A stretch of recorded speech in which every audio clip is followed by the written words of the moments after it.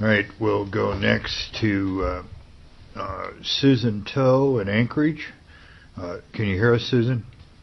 Yes, I can. Good morning. Please identify yourself on the record and tell us what affiliation, if any, and give us your testimony. My name is Susan Tao. I'm from Anchorage, Alaska. I'm a recently retired Air Force. I have no affiliation. I'm testifying for myself.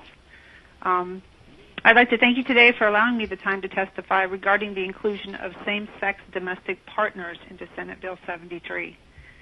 I served 22 years of honorable service in the United States Air Force. 12 of those years were served while stationed here in the state of Alaska. During those 12 years, I deployed to support ongoing contingencies in Iraq and Afghanistan.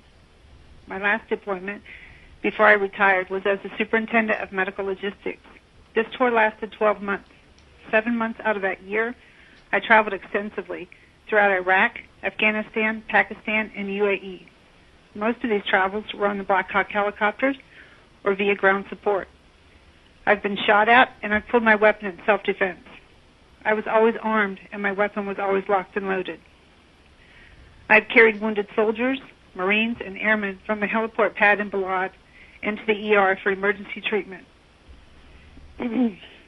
I've spent nights in bunkers in Kabul and Kandahar, praying that the incoming bullets and missiles did not hit their intended targets. I've stood on many Patriot details as our fallen brothers and sisters were loaded for their final transport back to their families.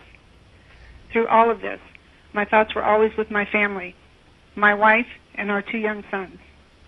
If I were to die, what would become of them? I knew we didn't have the same rights or benefits extended to many of my coworkers.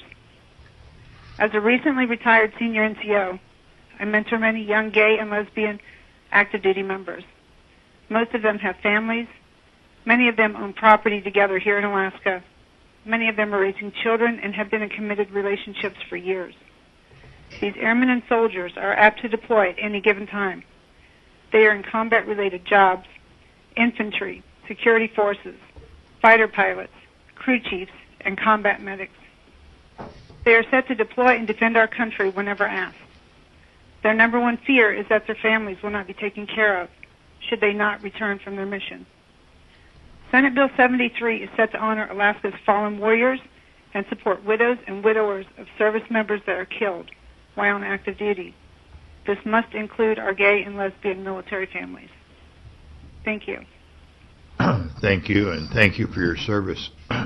We're proud to have you amongst us, Senator Coghill. Do you have a question? Questions? All right. Thank you, Sergeant, and once again, thanks for your service.